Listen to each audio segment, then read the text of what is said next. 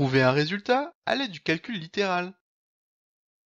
Prouver, démontrer ou montrer un résultat ou une propriété en mathématiques n'est pas facile. Cependant, voir sur une figure n'est pas suffisant. Comme ici sur cette première illusion d'optique, on a l'impression que les deux droites rouges sont en fait bombées ici, au niveau du centre de la figure. Et bien cependant, elles sont bien parallèles. De même, pour cette figure, les droites noires sont en fait parallèles. Si on enlève les décorations, cela se voit beaucoup mieux. On cherche ici à prouver que la somme de trois nombres entiers consécutifs est divisible par 3. Il faut déjà commencer par comprendre l'énoncé.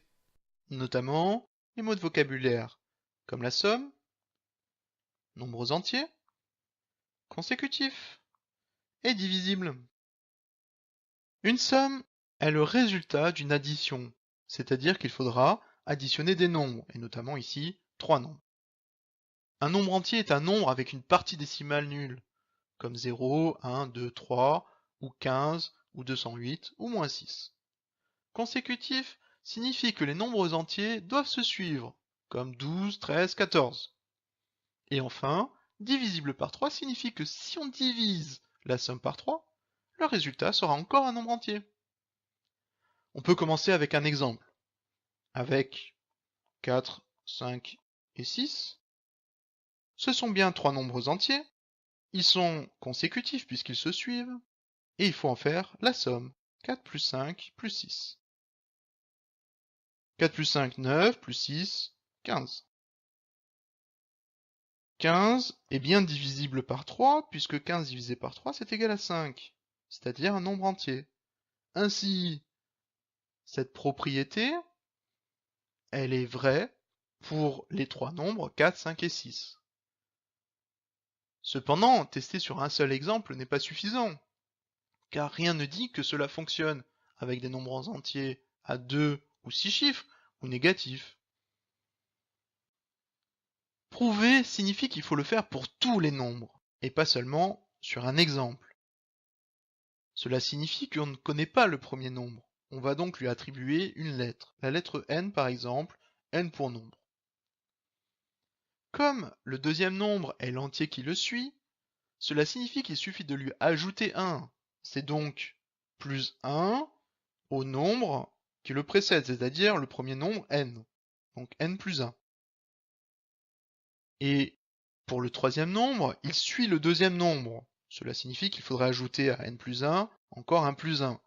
Ou directement ajouter 2 au premier nombre. Dans tous les cas, cela donne n plus 2. Il faut à présent en faire la somme.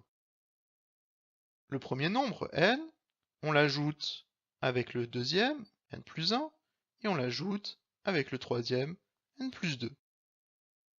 On peut simplifier cette écriture, puisque on peut remarquer que n, on l'ajoute 3 fois, donc cela donne 3n.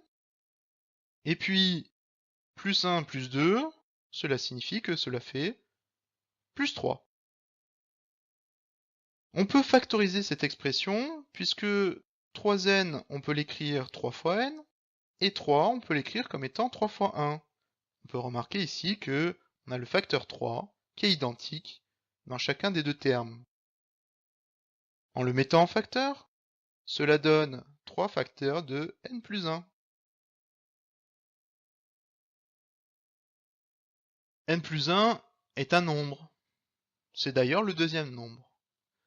Cela signifie que la somme, dont on a montré ici qu'elle était égale à 3 fois n plus 1, est un multiple de 3. Par conséquence, elle est divisible par 3.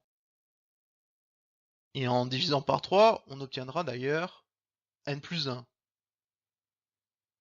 Ainsi, on a prouvé que la somme de trois nombres entiers consécutifs est divisible par 3.